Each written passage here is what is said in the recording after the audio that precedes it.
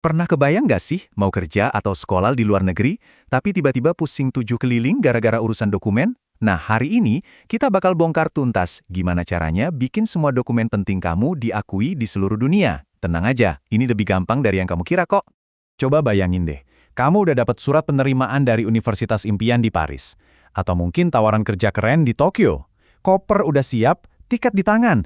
Tapi tunggu dulu, apa ijazah dan akta kelahiran kamu juga udah siap? Soalnya dokumen dari Indonesia itu nggak otomatis langsung sah loh di negara lain. Nah, disinilah masalahnya sering muncul. Tanpa stempel atau sertifikasi yang benar, dokumen yang udah kamu urus susah payah itu bisa aja ditolak mentah-mentah. Jadinya gimana? Ya, rencana kamu bisa tertunda, bikin frustrasi, dan paling parah, mimpi kamu bisa buyar gitu aja. Eits, tenang dulu. Ada solusinya kok. Namanya apostil. Anggap aja ini semacam paspor khusus buat dokumen kamu. Ini adalah sertifikat resmi yang bikin dokumen kamu diakui di lebih dari 120 negara.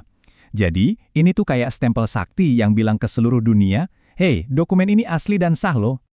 Oke, jadi ini dia nih gambaran besar kita hari ini. Kita mulai dari kenapa apostil itu penting banget, terus kita lanjut ke panduan praktis 5 langkahnya, kita juga bakal bedah soal notarisasi dan terjemahan, plus fakta-fakta penting dan kesalahan yang harus dihindari. Yuk kita mulai aja. Oke, kita mulai dari yang paling dasar dulu ya. Kenapa sih kita perlu repot-repot ngurusin yang namanya apostille ini? Apa gunanya? Biasanya nih, ada 4 situasi utama di mana kamu bakal butuh banget apostil.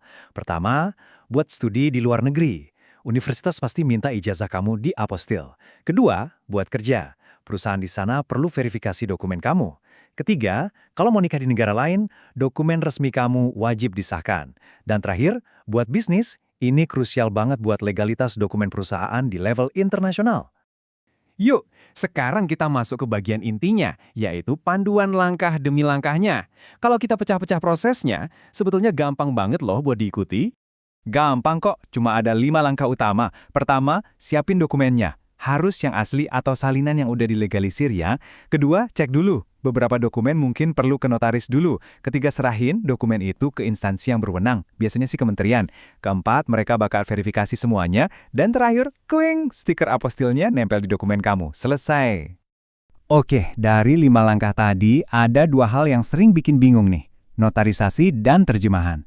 Yuk kita bedah satu-satu, karena ini penting banget dan sering jadi sumber kesalahan. Jangan sampai ketuker ya, ini beda banget. Gampangnya gini, notarisasi itu buat ngecek keaslian tanda tangan di dokumen kamu sebelum diapostil.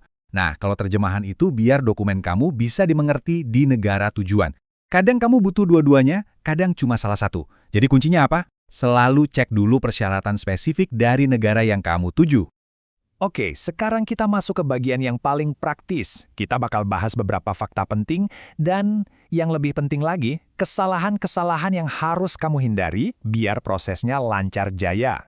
Nah ini, dengerin baik-baik ya, ini penting banget. Kalau negara tujuan kamu termasuk anggota konvensi Den Haag, kamu cuma butuh apostille. Prosesnya simpel, 1 langkah. Tapi kalau negara tujuanmu bukan anggota, kamu butuh proses yang lebih ribet, namanya autentikasi, yang harus lewat kedutaan juga. Salah proses, dokumen kamu bisa ditolak. Jadi wajib hukumnya, cek dulu status negara tujuan kamu. Oke, siap buat denger fakta yang bakal bikin kaget, khususnya buat kamu yang mau ke Jepang. Coba tebak, berapa sih biaya resmi buat dapet stiker apostil di sana? Jawabannya, 0 yen. Betul sekali, gratis. Tentu ini di luar biaya kalau kamu pakai jasa agen ya. Tapi proses resminya di Kementerian Luar Negeri Jepang itu nggak dipungut biaya sama sekali. Keren kan?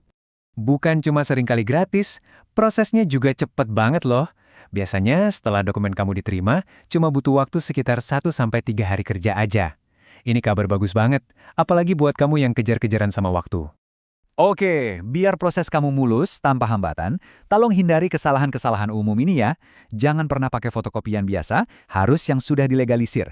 Cek lagi butuh notaris atau enggak. Pastikan jenis dokumen yang kamu serahkan itu benar. Dan terakhir, jangan sampai lupa sama terjemahan kalau memang diminta. 1 kesalahan kecil aja bisa bikin semua prosesnya diulang dari awal.